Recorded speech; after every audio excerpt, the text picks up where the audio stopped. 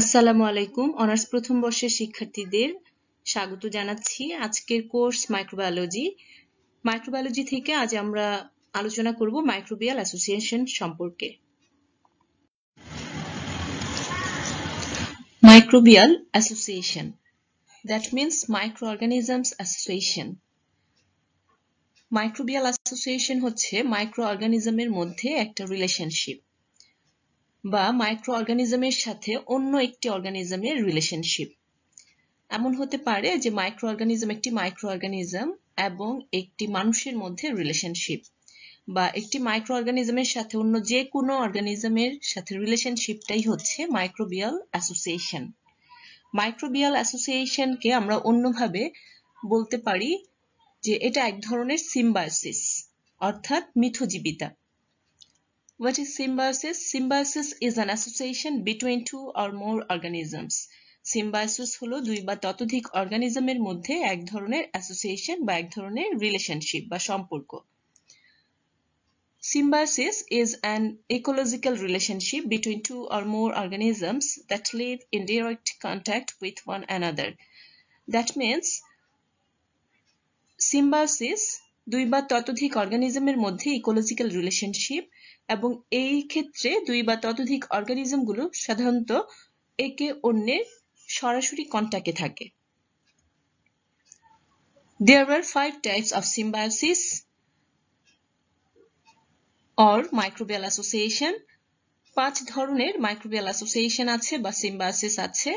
Number 1 mutualism, number 2 commensalism, number 3 parasitism, number 4 synergism, and number 5 antagonism. তাহলে আমরা দেখতে পাচ্ছি মাইক্রোবিয়াল অ্যাসোসিয়েশন হচ্ছে মাইক্রো অর্গানিজমের সাথে অন্য অর্গানিজমের অথবা মাইক্রো অর্গানিজমের সাথে অন্য মাইক্রো অর্গানিজমের একটা সম্পর্ক বা একটা রিলেশনশিপ। এই রিলেশনশিপটা পজিটিভও হতে পারে, নেগেটিভও হতে পারে। অর্থাৎ একটি মাইক্রো অর্গানিজম অন্য একটি অর্গানিজমের জন্য উপকারও বয়ে আনতে পারে, অপকারও বয়ে আনতে পারে। এরকমও হতে পারে যে মাইক্রো অর্গানিজমটা যে হোস্টের ভেতরে অবস্থান করছে বা অন্য যে অর্গানিজমের সাথে অ্যাসোসিয়েশন তৈরি করছে সেই অর্গানিজমের উপকার করছে, নিজেও উপকৃত হচ্ছে। উভয়ই উপকৃত হতে পারে। এটা এক ধরনের মাইক্রোবিয়াল অ্যাসোসিয়েশন। আবার এমনও হতে পারে যে হোস্টে তারা অবস্থান করছে, যে মাইক্রো অর্গানিজম গুলো অবস্থান করছে, তারা সেই হোস্টকে ক্ষতি করছে, শুধু নিজেরা উপকৃত হচ্ছে। তাহলে অ্যাসোসিয়েশন গুলো বিভিন্ন ধরনের হয়ে থাকে। মেইনলি অ্যাসোসিয়েশন হচ্ছে মাইক্রো অর্গানিজমের সাথে অন্য মাইক্রো অর্গানিজম বা অন্য অর্গানিজম গুলোর মধ্যে একটা রিলেশনশিপ, যা সাধারণত ইকোলজিক্যাল রিলেশনশিপ। ওকে, তাহলে আমরা এখানে বুঝতে পারলাম মাইক্রোবিয়াল অ্যাসোসিয়েশন কি, মাইক্রোবিয়াল অ্যাসোসিয়েশন কত ধরনের হয়ে থাকে সেটা।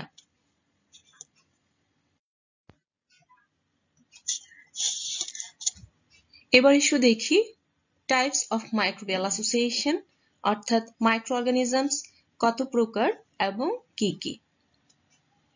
মাইক্রোবিয়াল অ্যাসোসিয়েশনকে প্রধানত দুটি ভাগে ভাগ করা হয়েছে, symbiotic microbial association and non-symbiotic microbial association.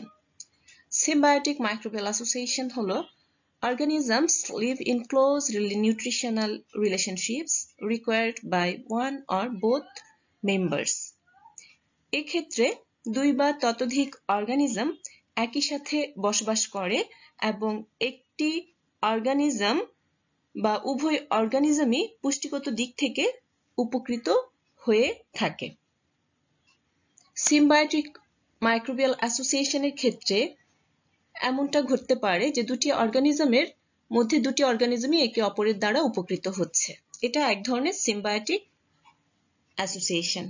আবার এমনটিও হতে পারে দুটি অর্গানিজমের একটি উপকৃত হচ্ছে, অন্যটি উপকৃতও হচ্ছে না, অপকৃতও হচ্ছে না। এটি আরেক ধরনের সিম্বায়োটিক মাইক্রোবিয়াল অ্যাসোসিয়েশন। আবার এমনটিও হয় যে সিম্বায়োটিক মাইক্রোবিয়াল অ্যাসোসিয়েশনের বেলায় একটি উপকৃত হয় এবং অন্যটিকে ক্ষতিগ্রস্ত করে থাকে। তাহলে আমরা বুঝতে পারছি সিম্বায়োটিক মাইক্রোবিয়াল অ্যাসোসিয়েশনটাকে আমরা তিনটি ভাগে ভাগ করতে পারি। Number 1 mutualism, number 2 commensalism and number 3 parasitism. Mutualism হচ্ছে এক্ষেত্রে দুটি অর্গানিজম উপকৃত হবে একে অপরের দ্বারা এবং দুটি অর্গানিজমের একটি অপরটির জন্য অব্লিগেটরি, অর্থাৎ এই দুটি হচ্ছে পরস্পরকে সাহায্য করবে এবং একটির জন্য আরেকটি হচ্ছে আবশ্যক, একটি অর্গানিজমের জন্য আরেকটি অর্গানিজম হচ্ছে আবশ্যক, একটি অর্গানিজম আরেকটি অর্গানিজমের উপর কোনো না কোনো কিছুর জন্য ডিপেন্ড করবে অর্থাৎ নির্ভরশীল থাকবে। তাহলে এখানে আমরা দেখতে পাচ্ছি দুটি অর্গানিজমে হচ্ছে অব্লিগেটরি, দুটি অর্গানিজম একে অপরের উপর dependent and both members benefit, উভয় মেম্বারই এখানে বেনিফিটেড হবে। কমেন্সালিজম, কমেন্সালিজমের বেলায় একটি অর্গানিজম বেনিফিটেড হবে এবং অন্য অর্গানিজমের কোনো ক্ষতি হবে না, অর্থাৎ একটি অর্গানিজম উপকৃত হবে এবং সেই অর্গানিজমটা যে অর্গানিজমের সাথে বসবাস করছে একই সাথে সেই অর্গানিজমের কোনো ক্ষতি হবে না। যে অর্গানিজম বেনিফিটেড হবে তাকে বলা হয়ে থাকে কমেন্সাল। প্যারাসিটিজম, এক্ষেত্রে একটি অর্গানিজম বেনিফিটেড হবে এবং সে তার পুষ্টির জন্য অন্য একটি অর্গানিজমের উপর ডিপেন্ড করবে, একে বলা হয়ে থাকে প্যারাসাইট। যে অর্গানিজমের কাছ থেকে পুষ্টি গ্রহণ করবে এবং যে অর্গানিজমটাকে সে ক্ষতিগ্রস্ত করছে সেই অর্গানিজমটাকে বলা হয় হোস্ট। তাহলে আমরা তিন ধরনের সিম্বায়োটিক রিলেশনশিপ দেখতে পাচ্ছি। এবার ইস্যু নন সিম্বায়োটিক রিলেশনশিপ বা নন সিম্বায়োটিক মাইক্রোবিয়াল অ্যাসোসিয়েশন। নন সিম্বায়োটিক মাইক্রোবিয়াল অ্যাসোসিয়েশনের বেলায় অর্গানিজমগুলো ফ্রি লিভিং হয়ে থাকে, অর্থাৎ মুক্তভাবে তারা জীবনযাপন করে থাকে। একটি অর্গানিজমের বেঁচে থাকার জন্য অন্য একটি অর্গানিজমের প্রয়োজন পড়ে না। নন সিম্বায়োটিক মাইক্রোবিয়াল অ্যাসোসিয়েশনটাকে দুটি ভাগে ভাগ করা হয়ে থাকে, সিনার্জিজম অ্যান্ড অ্যান্টাগনিজম। সিনার্জিজমের বেলায় মেম্বারগুলো অর্থাৎ এখানে যে অর্গানিজমগুলো আছে সেই অর্গানিজমগুলো কোঅপারেট করে এবং নিউট্রিশন শেয়ার করে। এই ক্ষেত্রে একটি অর্গানিজম অন্য একটি অর্গানিজমকে উপকার করে থাকে, কিন্তু দুটি অর্গানিজম স্বাধীনভাবে অবস্থান করে, স্বাধীনভাবে জীবনযাপন করে। একটি অর্গানিজমের অন্য একটি অর্গানিজমের বেঁচে থাকার জন্য প্রয়োজন পড়ে না। অ্যান্টাগনিজম, এটা ঠিক প্যারাসিটিজমের মতো। এক্ষেত্রে কিছু অর্গানিজম অন্য অর্গানিজমদেরকে ইনহিবিটেড করে বা ডিস্ট্রয় করে দেয়, অর্থাৎ অন্য অর্গানিজমের গ্রোথটাকে বাধাগ্রস্ত করবে বা তাকে ধ্বংস করে দিবে। কিন্তু দুটি অর্গানিজম কিন্তু আলাদা আলাদাভাবে বেঁচে থাকে বা টিকে থাকে। একটি অর্গানিজম কিন্তু অন্য অর্গানিজমের উপর পুষ্টির জন্য বা অন্য কোনো কিছুর জন্য নির্ভরশীল নয়। এই হচ্ছে মাইক্রোবিয়াল অ্যাসোসিয়েশন এর প্রকারভেদ। ওকে, নেক্সট দেখা যাক। আমরা সিম্বায়োটিক রিলেশনশিপের কথা বলেছি, অর্থাৎ সিম্বায়োটিক অ্যাসোসিয়েশনের কথা বলেছি। আমরা তিন ধরনের সিম্বায়োটিক রিলেশনশিপ দেখেছি। একটা হচ্ছে কমেন্সালিজম। আমরা এখানে দেখছি commensalism, only the bacteria benefit, human host not harmed. অর্থাৎ যদি দুটি অর্গানিজমের একটি হয় ব্যাকটেরিয়া এবং অন্যটি হয় হিউম্যান, সেক্ষেত্রে ব্যাকটেরিয়াটা বেনিফিটেড হচ্ছে, উপকৃত হচ্ছে, হিউম্যান হোস্ট ক্ষতিগ্রস্ত হচ্ছে না, উপকৃতও হচ্ছে না, ক্ষতিগ্রস্তও হচ্ছে না। যেমন করাইনোব্যাকটেরিয়াম স্পিসিস অ্যান্ড মাইকোব্যাকটেরিয়াম স্পিসিস, এই স্পিসিসগুলো হিউম্যান বডিতে অবস্থান করে। এই স্পিসিসগুলো, এই ব্যাকটেরিয়াগুলো উপকৃত হয় কিন্তু হিউম্যান হোস্টের কোনো ক্ষতি করে না। Mutualism, both the bacteria and human host benefit. অর্থাৎ এখানে ব্যাকটেরিয়া এবং হিউম্যান যদি দুই ধরনের অর্গানিজম থাকে, দুটোই বেনিফিটেড হবে। যেমন E. coli species in large intestine. আমাদের লার্জ ইন্টেস্টাইনে ইকোলাই নামক ব্যাকটেরিয়া অবস্থান করে। এরা এখানে অবস্থান করবে এবং এখান থেকে তারা তাদের পুষ্টিটা গ্রহণ করবে লার্জ ইন্টেস্টাইন থেকে। বিপরীতে তারা কিছু ভিটামিন প্রদান করে যা মানবদেহের জন্য খুবই গুরুত্বপূর্ণ। প্যারাসিটিজম, only the bacteria benefit, human host harmed. আমরা এখানে শুধু কনসার্ন করেছি ব্যাকটেরিয়া এবং হিউম্যানকে। এখানে প্যারাসিটিজমে ব্যাকটেরিয়া হচ্ছে বেনিফিট হবে, হিউম্যান হোস্টটা হার্ম হবে। অর্থাৎ এখানে ব্যাকটেরিয়া যেটা বেনিফিটেড এবং হিউম্যান হোস্টকে হার্ম করছে, সেই ব্যাকটেরিয়াটা হবে প্যাথোজেনিক ব্যাকটেরিয়া, অর্থাৎ রোগ সৃষ্টিকারী ব্যাকটেরিয়া। আমাদের দেহে কিন্তু প্রচুর রোগ সৃষ্টিকারী ব্যাকটেরিয়া আছে।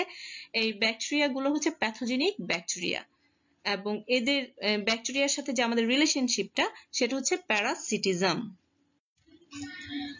এবার আমরা প্রত্যেকটা রিলেশনশিপ আর একটু ইলাবোরেটলি দেখব, প্রত্যেক ক্ষেত্রে আমরা একটু উদাহরণটাও দেখব। ওকে, মিউচুয়ালিজম।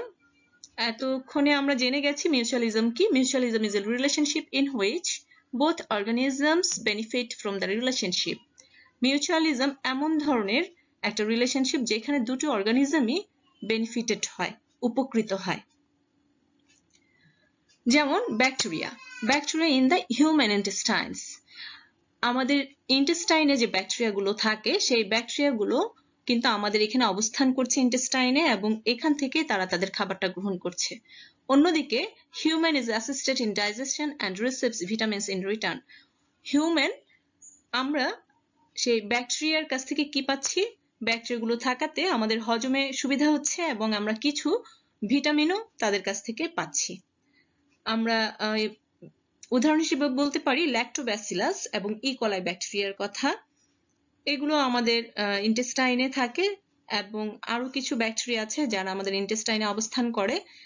এই ব্যাকটেরিয়াগুলো ভিটামিন B12 এবং ভিটামিন কে প্রদান করে। অন্যদিকে ওরা অবস্থান করবে এবং তাদের পুষ্টিটা গ্রহণ করবে হিউম্যান বডি থেকে।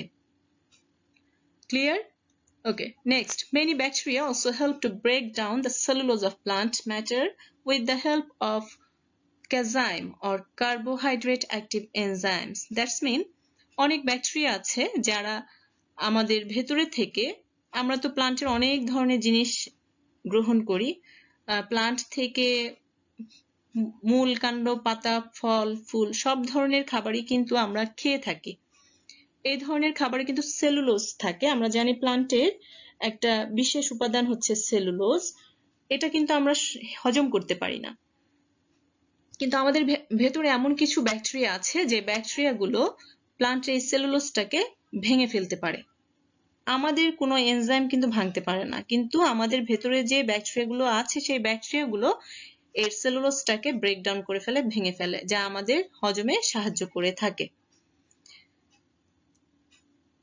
যে এনজাইমের মাধ্যমে করে থাকে, সেই এনজাইমের নাম হচ্ছে কার্বোহাইড্রেট অ্যাক্টিভ এনজাইম। এই হচ্ছে মিউচুয়ালিজম।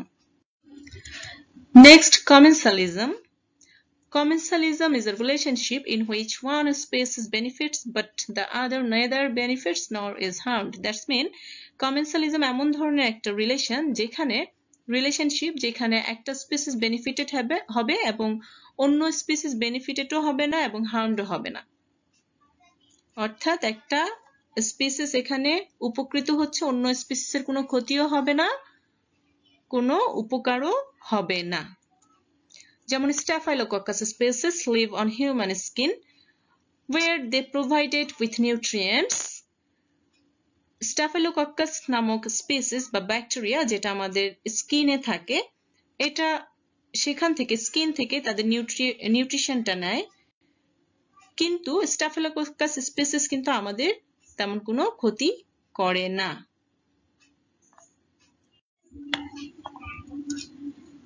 এবার এসো দেখি প্যারাসিটিজম কি। প্যারাসিটিজম হচ্ছে এক ধরনের রিলেশনশিপ যেখানে একটি অর্গানিজম বেনিফিটেড হবে এবং অন্য অর্গানিজমটি হার্মড হবে, অর্থাৎ ক্ষতিগ্রস্ত হবে।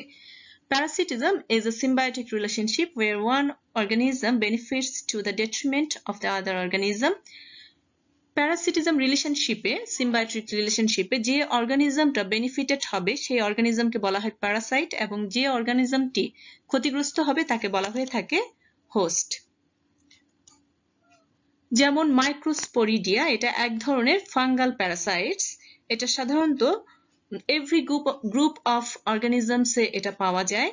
এই ধরনের ফাঙ্গাল প্যারাসাইট সাধারণত স্কিন বা মাসেলের ইনফেকশন তৈরি করে, ডায়রিয়া জন্য এটা সাধারণত দায়ী, এবং ইউরিনারি ট্র্যাক্ট ইনফেকশনের জন্য এটা দায়ী হয়ে থাকে। এই অর্গানিজমটা এক ধরনের প্যারাসাইট, এটা আমাদের হিউম্যান বডিতেও থাকে। তাহলে এটা কি করছে, স্কিন এবং মাসেলের ইনফেকশন করছে, ডায়রিয়ার জন্য এটাকে আমরা দায়ী বলতে পারি, এবং ইউরিনারি ট্র্যাক্টের ইনফেকশনও ঘটাচ্ছে। তার মানে আমাদের ক্ষতি করছে, কিন্তু নিজে কিন্তু উপকৃত হচ্ছে কিভাবে, সে আমাদের দেহে অবস্থান করছে, সে তার নিউট্রিশনটা আমাদের দেহ থেকে নিচ্ছে, নিয়ে সংখ্যা বৃদ্ধিও করছে। আরেকটি উদাহরণ আমরা এখানে দেখতে পাচ্ছি প্লাজমোডিয়াম, এটা আমাদের খুব পরিচিত একটি organism. Plasmodium is unicellular Parasite that causes malaria, এটার কারণে ম্যালেরিয়া হয়ে থাকে।